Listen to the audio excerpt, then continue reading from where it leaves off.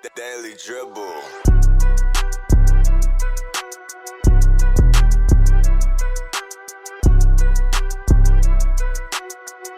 And welcome back to the Daily Dribble podcast, guys. As always, I'm your host, Nick Zammit.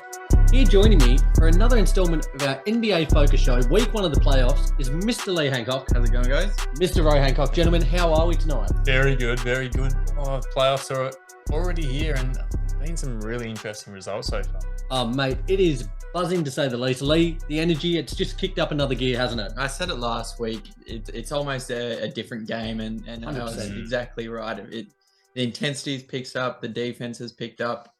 I'm absolutely loving it. That makes three of us, guys. We're here. We're fired up. Once again, a big episode in store. We're going to rattle through some quick odds and ends and then go into some of the things that have caught our eye, most notably over the last couple of days of playoff basketball. It'll be pretty free flowing conversation, I'd assume. It's not going to be too structured. A couple of mates chat and bowl. What more could you want here on a Friday night? Guys, before we get into the show, though, a big shout out to both Stadium Scene and The Cover. Two tremendous networks doing tremendous things for not only us, but a whole host of other content creators around the globe. Very appreciative, should I say, for their continued support of all of our work. It really does mean a lot. So big shout out to those two networks. Also, I normally do it sprinkled within the show. Just want to plug our socials. Instagram, Facebook, YouTube, Twitter, TikTok, The Daily Dribble, for all your NBA and NBL content. I think I know where this is heading, Nick. During the week, probably one of, if not our most, probably our biggest acquisition. Without a doubt, the biggest superstar to ever grace our socials. Checking out our story, we put up a post, a little story on our IG the other day of the Celtics win over the Hawks, tagging Jason Tatum in it.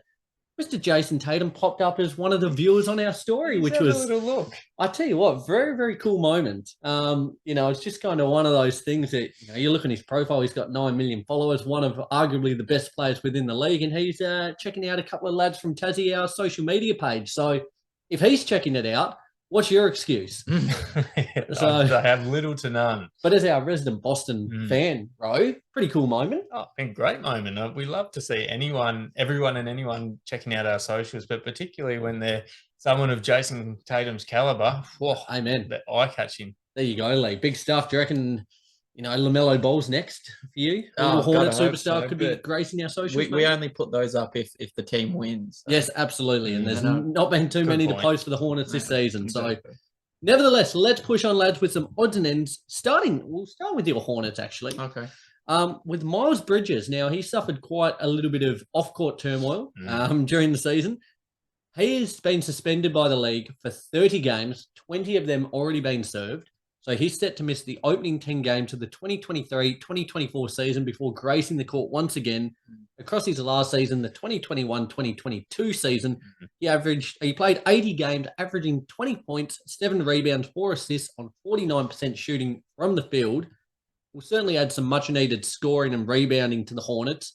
For sure. Do you think he can kind of, I guess, live up to his expectations? He, again, off-court turmoil just completely put a halt on his career and nearly wound up behind bars. But do you think he can put this behind him now, Lee? It depends. I don't even think he's on the Hornets right now. I think free agent, is he? I'm pretty sure he's a free agent, and I'm not too sure I'd like him back after what he's done. When he does come back, I have no doubt that he may not get to the form that he was before he left, because he was amazing before he left. Just quickly, for anyone who wasn't familiar, all these issues surrounding domestic violence there with his partner. I won't go into it too in depth because it was pretty well publicized. But would you, granted, if he's a free agent or if he's with the Hornets, probably free agent at the moment, would you like to see him back on the Hornets, Lee? Or do you think it's just, as I said, 27 and 4 on 49% shooting that's very much needed for the Hornets at the moment? It's one of those cases where you need to separate the artist from the art, if you know what I mean. You need to separate the person from the art. Sorry, it's deep. So I'd love him back for the art, but he's not going to be a fan favorite by any means. I also just wanted to add how bizarre this 30-game ban kind of thing was. The 20 games played and 10 remaining. 20 served already. 20 served, sorry. Because he missed the entire season. I'm not saying that he should come back straight away, but wasn't that just odd to you? Like, I didn't understand the logical side behind that. Yeah. Yeah. The thing that I found a bit odd about that, and I'm not sure if I'm missing something here, but should he have been retrospectively banned? Because I'm not sure was he banned from the NBA to begin with indefinitely? I don't think he was in from the league as such. I think this was their punishment handed down once everything else had resolved, which is hence why I think it's came to life. Right. Now, Okay. Yep. I 100% get what you mean, though, in that regard, Leo. I suppose just until it was truly clarified and whether it was actually going to end up behind bars or what the kind of the outcome of it was all going to be, they couldn't hand down a sentence till then. Yeah. But 100% I get on board with what you're saying there. To be perfectly honest, just touching on him and the Hornets and their relationship, I'm not so sure if I'm a Hornets fan, if I am wanting that guy as the guy to be one of our leaders going forward. Absolutely. I don't think he certainly hasn't led by example off the court. And sometimes it's hard to separate off the court and on the court, particularly when it's relating to something as serious as what he's done, which is really bad. So absolutely. I think a fresh start completely is what's needed for the Hornets and Miles Bridges as well. So hopefully he takes off. Hopefully he does get another chance and can sort of redeem himself and rebuild his reputation, because at the moment I still feel like people, including myself, have a lot of question marks regarding his reliability and just like his character in general. He's got a lot to prove to a lot of people on and off court, I think. But the first step's always the hardest. So we'll see how he goes 10 games into next season. In positive news, here's some awards that we had throughout the week. De'Aaron Fox has been crowned the league's first ever winner of the Clutch Player of the Year award, the Jerry West Award there. Had a fantastic season. Certainly showed his true character in the clutch multiple times throughout the year. Game winners, most points in clutch time. Phenomenal showing from him. Backing it up in the playoffs as we speak as well at the moment. And as well, Mike Brown, Coach of the Year that we mentioned the other week.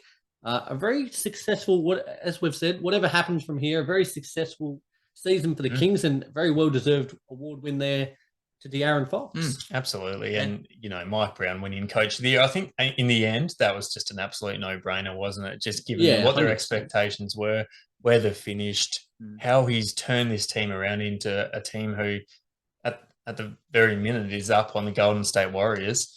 Jeez, he's done a phenomenal job. And Malcolm Brown won six man. I was just about to mention that. Malcolm Brogdon. What did I say? Malcolm Brogdon at the Celtics. Crowned sixth man of the year earlier today. Across the season, averaging 15 points, 4 rebounds, 4 assists.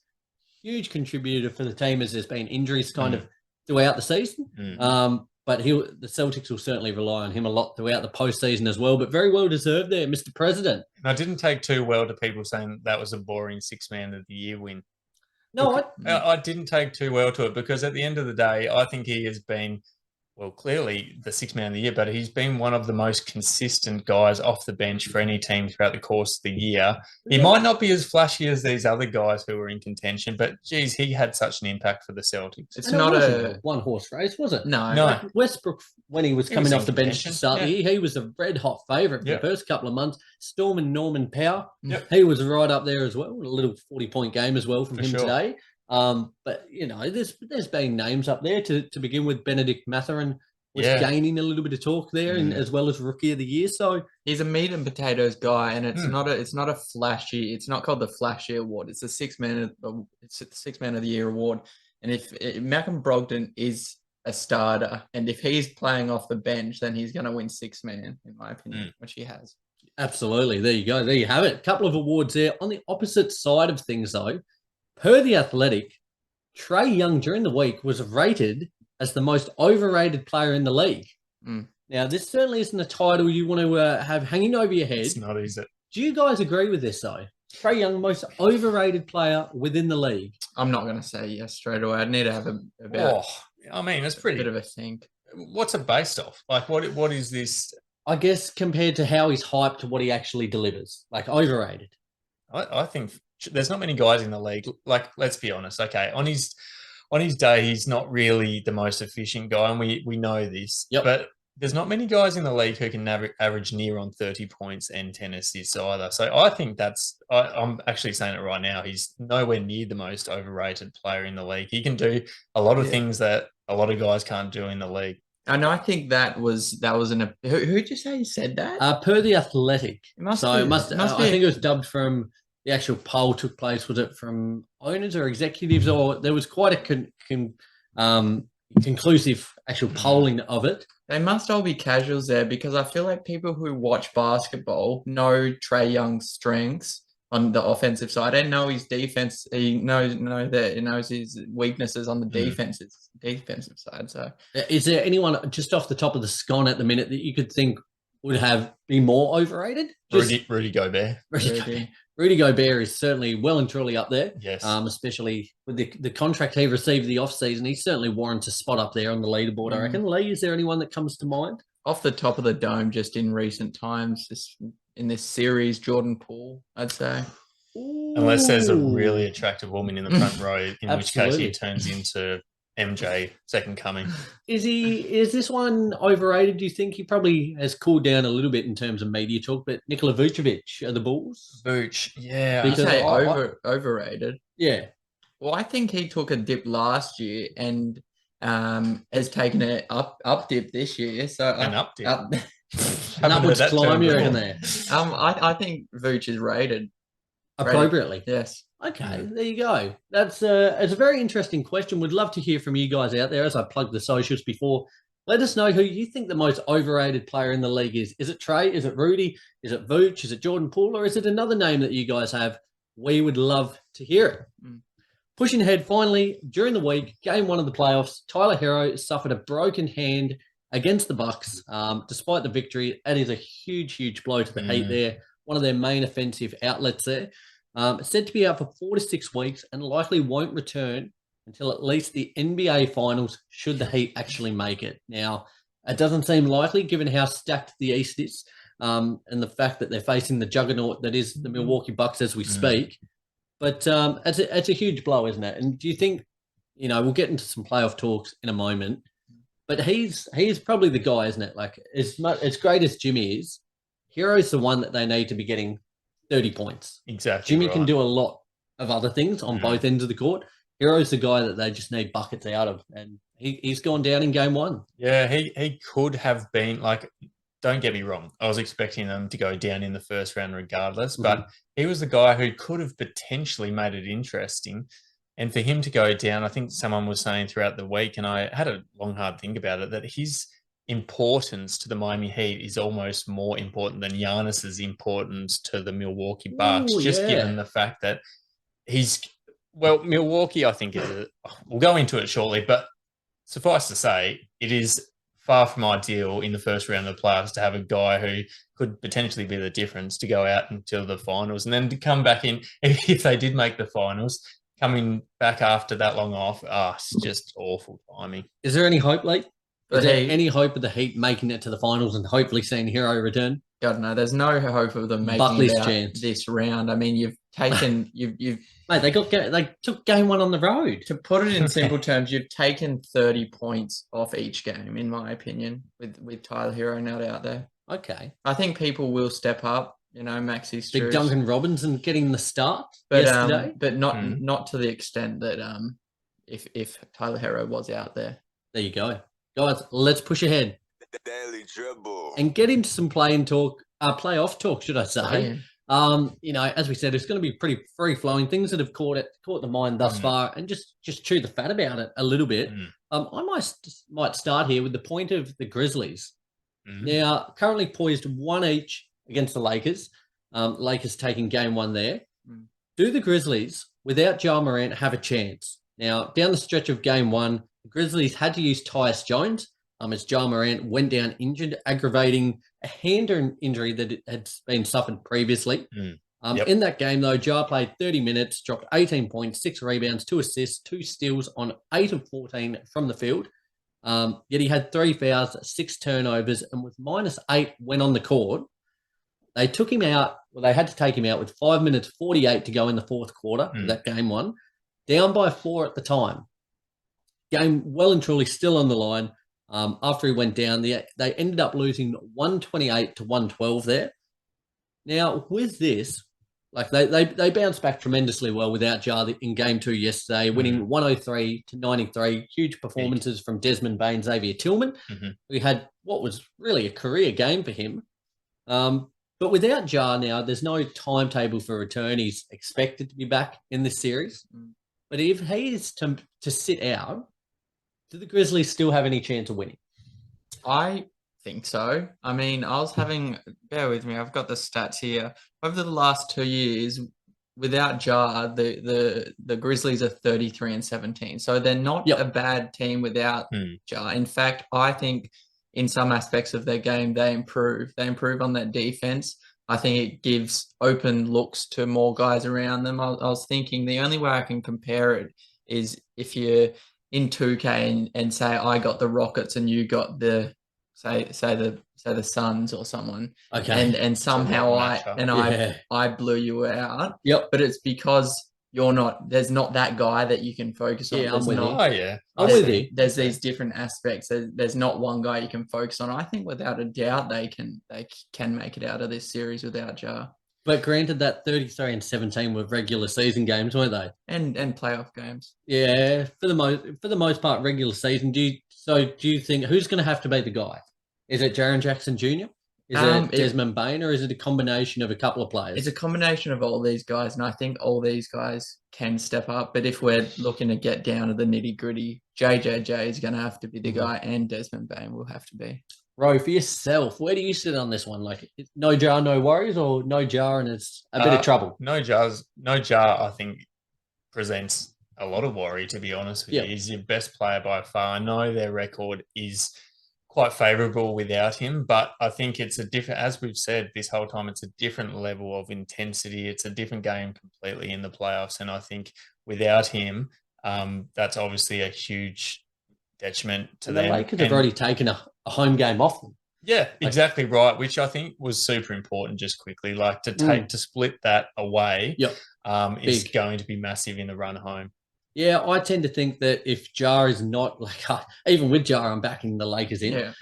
But without Ja, I think they're really going to be in trouble. Like, granted, I know they won yesterday, and that was an all-time stinker of a game from AD and D'Angelo Russell.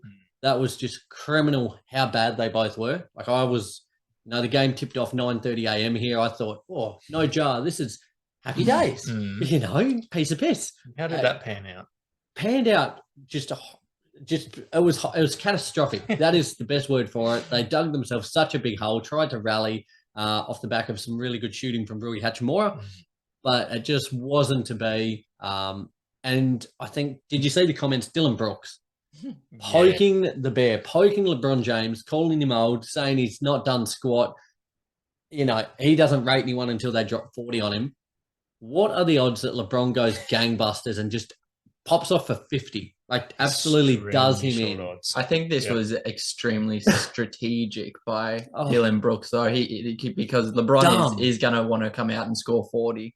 But you're challenging, like, you're not challenging just another pleb in the league. You're challenging arguably the greatest of all time. I know. I will say it was really dumb. We know this, but at the end of the day, I love him saying this because it presents so much more entertainment value heading into the next game. I hate that guy. He's such a prick.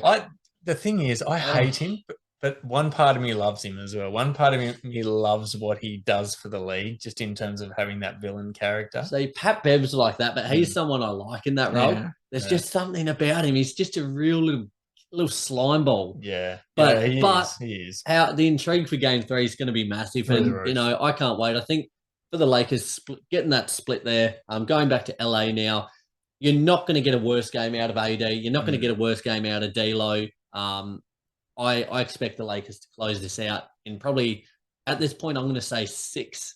But certainly a very intriguing series there. A lot hinging on Ja Morant returning. For sure. What have you thought of Rui over the last 2 games? I think he's stepped up massively. Mate, he's probably been the pick of the players. He has been, hasn't he? He was a massive reason why they won in that game 1 against them as well. And then game 2, he was solid as well. So I think if that's a sign of things to come for the Lakers and Rui coming off the bench, danger signs for the opposition. Playing big minutes, getting less minutes out of Vanderbilt, a lot less minutes out of D'Lo, playing more Schroeder, more Rui. And it's kind of been paying dividends so far, like in the time that they're on the court. Granted, they lost the other day, but when he was on the court, they looked a more formidable lineup. So I'm loving his production at the minute. He is probably one of the most slept on acquisitions that happened throughout the trade period. So yeah, loving what he's giving, and he's really kind of settled into this team well. I'll go with a guy who has been my favorite player to watch in the playoffs so far, and I think the best player in the playoffs so far. And I don't know if you guys best player in the playoffs. That is a huge shift. I mean, so far, if they all came into the league today, this would be the best player in my opinion. Okay, Devin Booker. He's been on fire. Has been on fire. He's not been only on one. offensively, but defensively as well, hustle-wise as well. Let me read out his stats the last 3 games they've played. So, bad man. First game, he dropped 26 points, got 4 steals, 3 blocks. Great defensive game, especially. Second game, he came out and dropped 38 points and 9 assists, 9 dimes on the same night. Very un-Devin Booker-like in terms of facilitating. Oh, third game, probably, I mean, undoubtedly his biggest game, not only of this series, but probably of the playoffs. 45 points, 6 rebounds, 3 assists, 3 steals, 2 blocks. May I add, in all of these games, he's 18 to 29 from the field too. That's what I was going to say. Over 50% in these 3 games. The last 2, I think he was 62% from the field.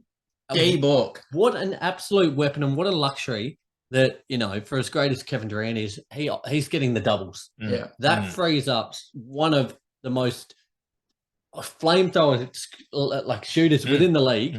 He's just getting whatever he wants. Even if he's not in Paul, Ayton, Craig are there in the starting lineup, but like Booker's just on one at the minute, and he's so fun to watch. That was always going to be the danger for opposition teams coming up against Phoenix. You bring in one of, if not the best pure scorer of all time in Kevin Durant, and you've got that to worry about. But people quickly forget just how dynamic and hot of a scorer Devin Booker can be on his day. A man's logging minutes, though, 44 and a half minutes. They're going to be burnt out. They will be burnt out very soon if they don't dial those back a little bit. But he's been wet on that series. So currently poised 2-1 in favour there of the Suns. So how do you see this one going at the moment? It's today it was very untimely that Kawhi also missed that game. So Storm and Norman, as we said, had a 40-piece game as well. Tried to will his team to victory. A hell of a game that 129 to 124. As things currently sit, it's 2-1. Are the Clippers any chance in this series? Oh, I didn't have them any chance coming into the series when they did have Kawhi, and it was quite surprising to me, to be honest, to see Norman Powell drop like 42 and I think Russ dropped 30. If Kawhi's not back for the next game, I think it's curtains. I don't think these 2 guys can have another outstanding performance like that again. So. And they can't let it get to 3-1, can they, Ro? No chance. And I think it's curtains regardless at this point. I'm sort of in the same boat as Lee. Even at full strength, it would seem quite likely that the Suns may get over the top of them still. And I think now with this injury to Kawhi, who was their most important player, they're not winning this one. Do we, again, just speaking about Kawhi, because, again, game 1, he was just electric, to say the least. Game 2, not quite as much so, but still had a great game in his own right. Because we kind of don't see as much of him during the regular season, like I know I certainly have, do you guys feel you forget almost how good he is? I think so, but in saying that, I think he does turn into an automated robot in the playoffs. That just dials it up. He just dials it up, and he did that in game 1. So what was your question? No, I guess, like, do we forget how good Kawhi is? Because I know just watching him, like, on both ends of the floor, the way he takes it up to KD, the way he can still get anything he wants on the offensive end, like, he just looked like the best player on the court across game 1 and a little bit of game 2 there. And, that's occupying the court with some of the best players within the league on the court as well. I kind of forget sometimes when I think of the best players in the league, I think of Giannis, I think of still LeBron, Steph, KD, Embiid, Jokic, whoever else. not often, probably in my top 10, would Kawhi ever come to mind. Yeah, Is that- not come to mind, but I think that is due to him just not playing, Not much. being out there as Yeah. much. But, you know, he needs full recognition when he is out there because on his day, he is probably top 3 to 5 in terms of having both the offensive and defensive aspects of his Absolutely. game at the top level. So he's a superstar. What stood out to you, Ro? In this game in particular? No, just In the general. playoffs, mate. You Well, what's caught your eye? I'd be remiss not to talk about the Celtics' hot start against the Atlanta Hawks, and we've just gotten off to an absolute flyer, haven't we? But I think at the end of the day, most people probably expected that. But I'm glad to see that we're playing playoff level basketball when it matters, because some teams come into the playoffs and they sort of have a bit of they come out of the gates a little bit slower than they perhaps should. But we've almost set the tone straight from the get-go. 100%. I know we're fully expected to win the series, but you know, it's just nice to see us playing a level of basketball which will be able to compete with the absolute best teams at the pointy end of the year. And what stood out to me for the Boston Celtics throughout the course of the series so far is Derek White, and I think he is quickly becoming one of my favourite Celtics. After probably when we acquired him, I wasn't overly hot on him because I was thinking, he's not really the type of guy who's going to make me want to watch Celtics games, but he can, on his day, be the second option. Like, generally it's JT or JB as the first option, but sometimes the other guy has a down game and he's more than willing to step up. Yeah. He's ultra consistent. He's just the guy you want to rely on come playoffs. He and can shoot the ball too, he can't can shoot the lights out as well. Once he knocks down one or two, he really starts feeling it. He does. Yeah. I think our acquisitions over the last year or two in Brogdon and Derek White as well are really handy playoff pieces because they're guys who, as I said before, I feel like in playoffs, you love playing with the guys who you can rely on to show up and not go missing. And I think these guys are showing up well and truly so far. Here's a question to you both. 2 series at the moment I've got for you. Okay. You tell me which one's more likely to be a sweep. Okay. Boston versus Atlanta or the Nuggets versus the Wolves. Which one would you pick is more likely to be a sweep? Boston's wins have been pretty comprehensive over their first 2. What about that? I can't remember how much Denver the Nuggets have been winning. spanked the Wolves game 1. Game 2 yesterday, considerably closer. It was neck and neck, pulled away in the 4th quarter off a Jamal Murray masterclass, very reminiscent of his bubble-like performances, dropping in that one. He dropped 40 points, 3 rebounds, 5 assists. Was just cooking, matching it up with Edwards, who also dropped 40. But they won 122 to 113. I could quite easily see Trae having like an absolutely enormous game that maybe they pinch one at home, whereas I just see the Denver Nuggets and the Timberwolves as like just so far away in terms of quality on that on those 2 franchises. Yeah, I'd say T-Wolves as well. I mean, Ant had a 42, 43-point game and they still went down. So, he's going to need a 50, 60-point games for him to win. I'm going to say, I think, I agree, actually. I think so as well. I think the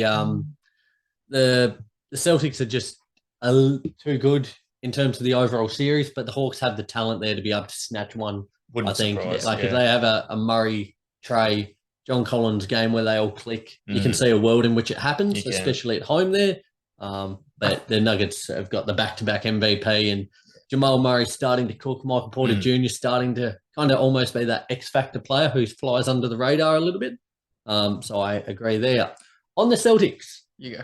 just on that, do you think now this series kind of almost, like for me, I don't know if it's just me, they almost feel like maybe because they've been out of the media a little bit, slipped into that second tier almost.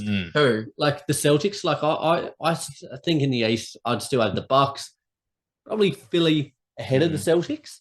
But this series seems to be almost like the Celtics just showing out and kind of reasserting themselves. And I think they like that as well. Like I personally, to be honest with you, I still think they're in the first tier, but I almost feel like they aren't they almost don't feel like they have as much pressure as they did once upon a time. Like I feel like they've gone under the radar just due to the fact of how good of a season Milwaukee had, and also the fact that there's so much pressure on Philadelphia, who's the other top tier team. 100%. And when you've got the Boston Celtics as that sort of going under the radar type team, I think that goes in their favor as well, because when you play with too much expectations on your shoulders, as we've seen with Philly, as we've seen with Utah in their day, it doesn't end well. So, do you feel, Lee, that they feel like the Celtics?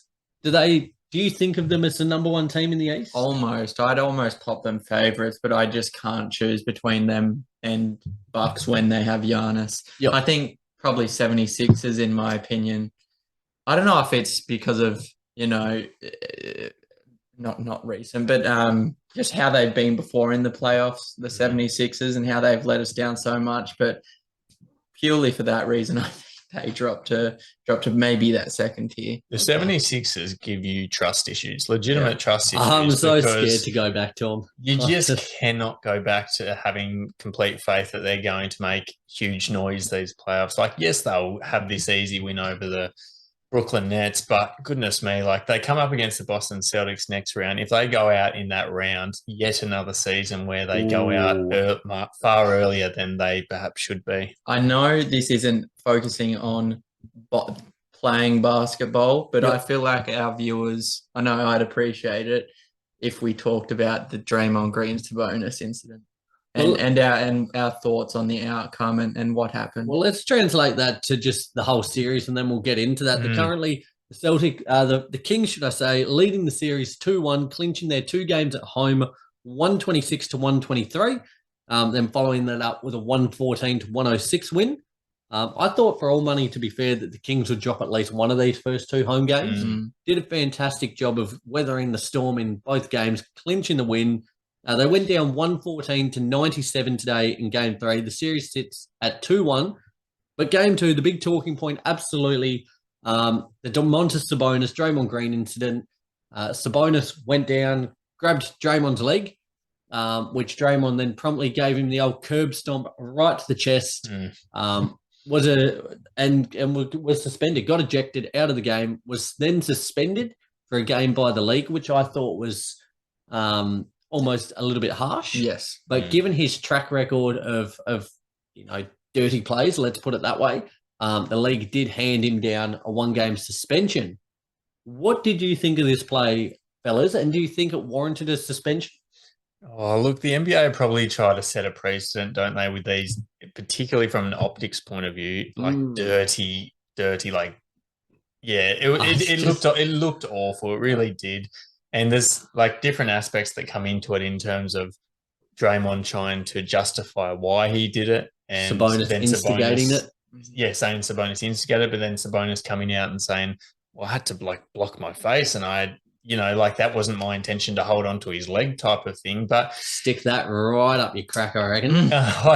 Good one. And but do I think a suspension's probably not, but certainly a fine, and probably a significant one. But the ejection, absolutely, and the ejection as well, but didn't look good. Here's my thing: it's not a regular season game. This was a playoff game where I think we'd all be lying if we said they both weren't in the wrong, because they were. 100%. Sabonis grabbed his foot. I honestly think Draymond Green didn't have anywhere else to step but his chest. The thing that I think pushed their suspension was the emphasis he put down on it. He put a little extra mayo on it. It did almost look like he a little bit of QB on that. He stomped on him. But in a playoff game, this didn't warrant a suspension. I think, he got ejected in the end. Yeah, he got ejected. That was that. And then it looked like it was kind of a delayed response that he was going to be suspended. Yeah. But then they handed down that as well. And I tell you what, Game 4 in the Bay, Draymond back. There's going to be some heat in that, isn't there? And given his track record, you can't help but wonder, who does this benefit more? Will it fire Draymond up? Will Sabonis look to go out and kind of retaliate? Like, there's a lot of intriguing storylines that could potentially play out in Game 4 there. It fires Draymond up, no doubt about it. I think doesn't take much to fire old D Green up, does it? But particularly when something like this has occurred and he's going to come out in front of the home crowd, and I don't know if that will equate to him playing well, but he's going to play with a lot of energy as per usual. I was just going to say, we talk about this play in particular, but the officiating this series overall has been a bit ordinary, and JJ Redick has spoken about it a fair bit. But there's been a lot of holding from holding Steph Curry, a lot of illegal screens, a lot of things that normally wouldn't get past and would be called a foul. Just let the boys play.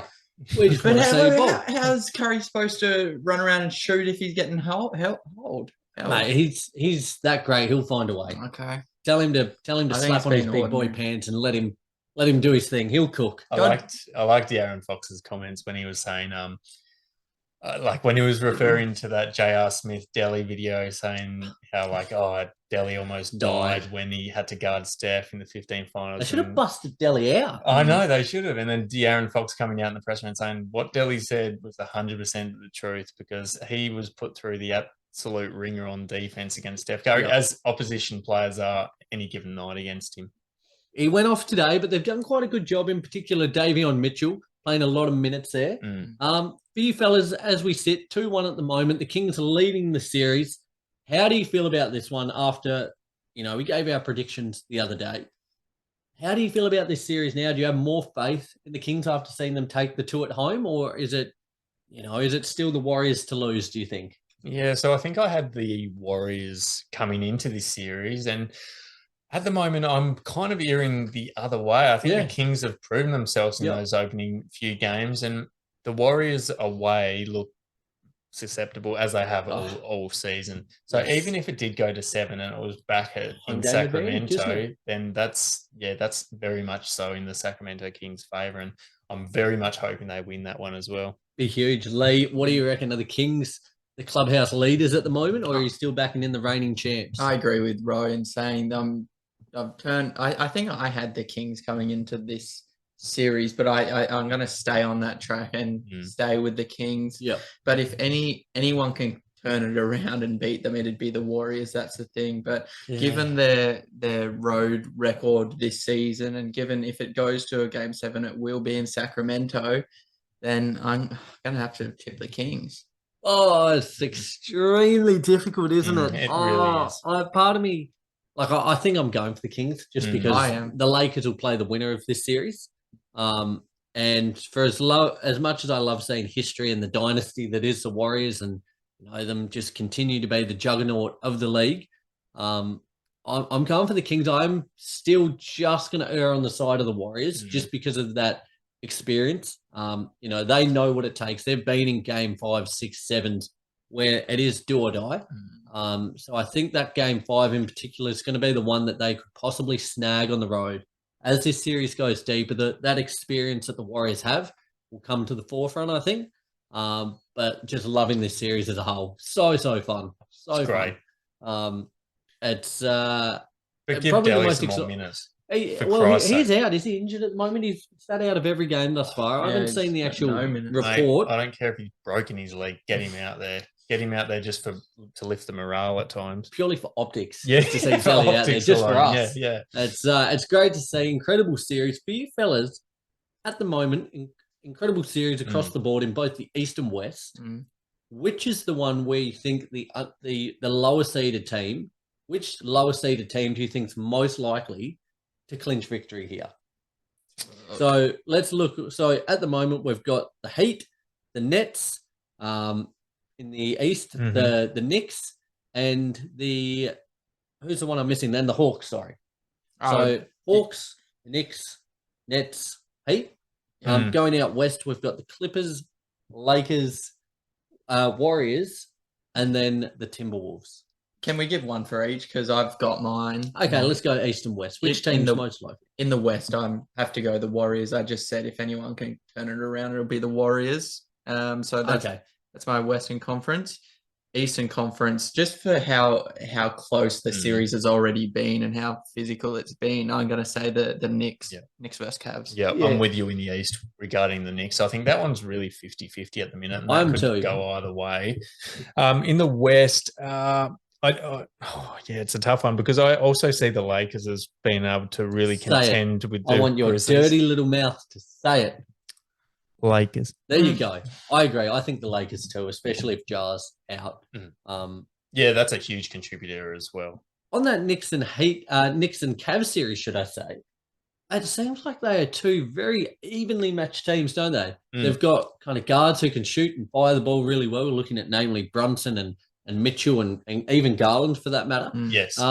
It feels like that one is really on a knife's edge at the moment. The fact that the Knicks took one from the Cavs at home, I almost tend to err on their side a little bit. I think the Cavs, I don't know, just looking at their roster and the lineups they're playing, I almost thought they were a little bit better.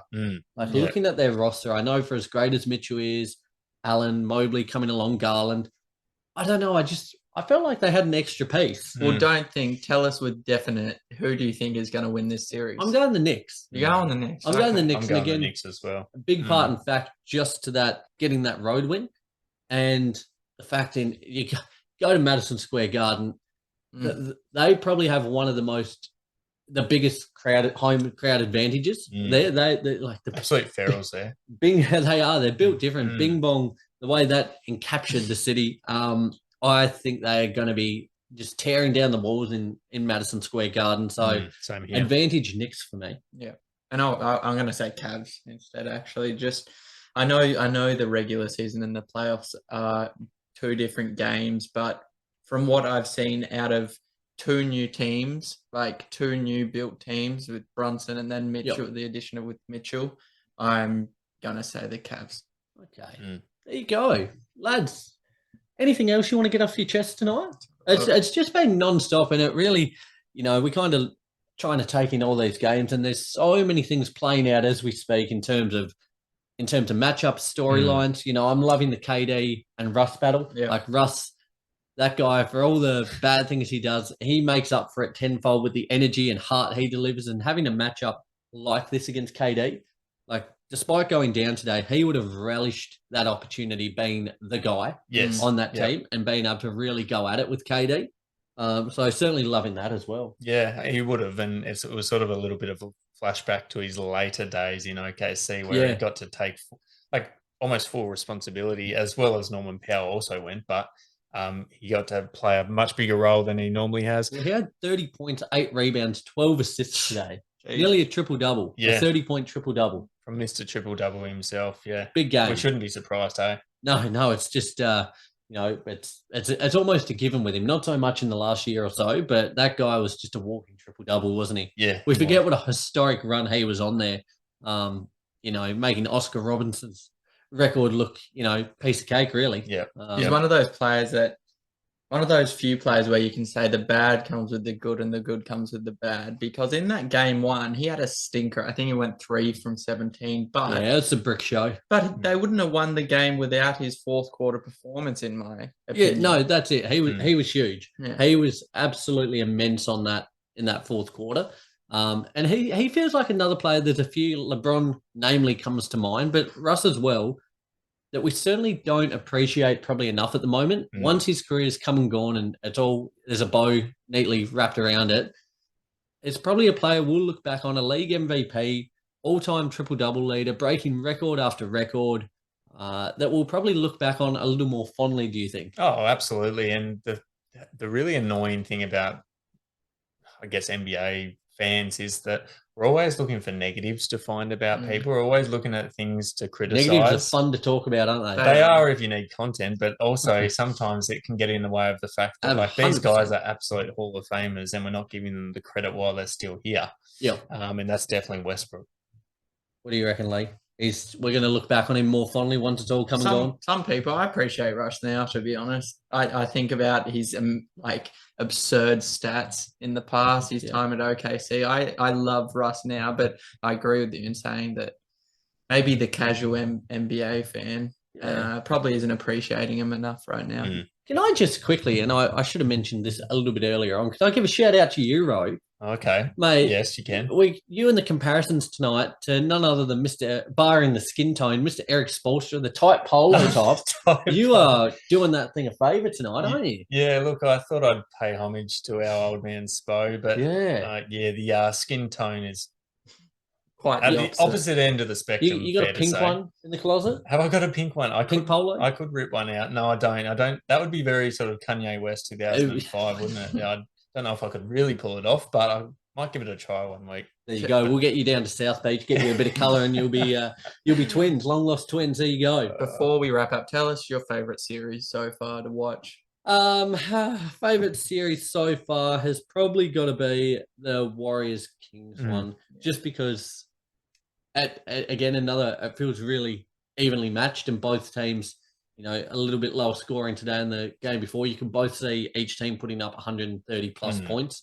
No worries. So that one is probably my most exciting at the moment. For me, I think that one as well, but also the Cavs Knicks ones, because I at this point don't really know which way that's going to go. Yes, I'm predicting the Knicks, but at the end of the day, going into any given game, you don't know who the winner of that one's likely to be. For yourself, Lee.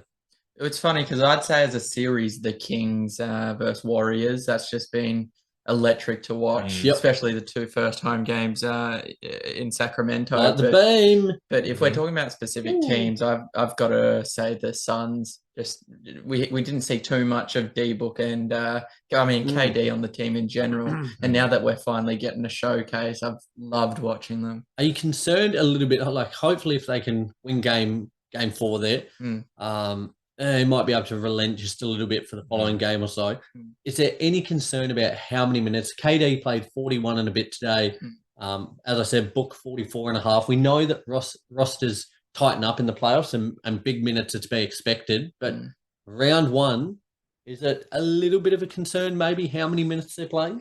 It depends, I think, if they can close it out fairly quickly. If they can try and get a little bit of rest, because they will play the winner of the Wolves and Nuggets game, which you expect to be over pretty quickly as well. Yeah. So I feel like to retain some of their energy, they're going to need to take this series fairly quickly. Particularly for the older bodies, like with KD and CB3, they're no spring chickens, and playing 40 minutes night in, night out, it's going to take a toll. And let's just hope they don't burn out before the pointy end of the season rolls around. Here's a ballsy play, and it could well and truly backfire. Let me pose this to you. Suns win game 4, they go up 3-1. The Nuggets rattle through their series 4-zip pretty quickly. Should the Suns in game 5 almost throw it away, give everyone the night off, see what the kind of bench can produce, but give kind of, KD, Chris Paul, Book, Ayton, those main 4 the night off, goes back to 3-2, and then they just take care of the Clippers. On the opposite side, you could see they give away game 5, they lose game 6, and then it goes to a do or die game 7. Is there any merit to that? Just thinking off the dome, it's an outside play. Are you saying it so that they get more rest before the Nuggets? Well, the thing with that is I think they wouldn't. Do they start it before everyone's done? Yeah, they would. If those two teams are ready to go. No, I don't think you do. The playoffs, in my opinion. Bit of a outside of the box thought there, Ro, but what do you reckon? It's no good, just say it. Well, as Dodgeball quoted, that's a bold strategy, Cotton, and I don't actually think they'd go ahead with that one. But no, rest is huge for them. But let's not give away a playoff game, and I don't think they will. I'm actually rooting for the Suns overall to win the finals. Really? So yeah, let's hope they. Why is that? Because there's a player in particular you want to see get a chip, or? I mean, I do want to see CP3 get a chip, but at the moment, Kevin Durant's probably my favorite player in the league. So. Yeah, little turncoat, isn't he? Yeah, he is. Got to go for the Suns. Shit time to be a Nets fan. Everyone loading up on Durant jerseys only for him to pack her in and see you later. I know we've if any of our Tasmanian listeners want a down in Hobart, Intersport Hobart at the minute, shout out to Intersport. Plenty of KD Nets jerseys. How much are they going for at the minute? I think those ones $100. Okay. I had to do all of our ordering 6 to 9 months in advance. happy days. Looked like KD was there. Big things happening out in Brooklyn, and only for him to turn his back. And now we're left with Nets jerseys coming out of the wazoo. So if you are a Nets fan and you want a KD jersey, come down and get it. There you go. I'll be sure to give you a deal. Beautiful. Guys, there wraps up week 1 of the playoffs. We've had an absolute blast. It's been a hell of a week. As we've said, the action's only going to intensify again from here. Each week, it's just going up another level. All 8 series. There's so much to play for, so much to like, so many intriguing storylines. We can't wait to bounce back again next week to discuss everything, the fallout from it all, as well as looking ahead to round 2. We'll have a much better picture of what's going on there. I implore all of you, like Jason Tatum, stay up to date with all of our socials, Facebook, Instagram, YouTube, Twitter, TikTok, to get all the latest news from the NBA, from the NBL. I did mention the other night on our NBL Focus show that just over the course of the next couple of weeks, whilst the season is over, we'll be having a little bit of a break from that one. But as I said, be sure to stay up to date with the socials, because I'll continue to keep you all up to date on everything from around the NBL as well. Very good. Beautiful, guys. Till next week, have a fantastic week. Enjoy everything from the playoffs. And from Lee, Ro, and myself, we can't wait to speak to you all again next week. See you later.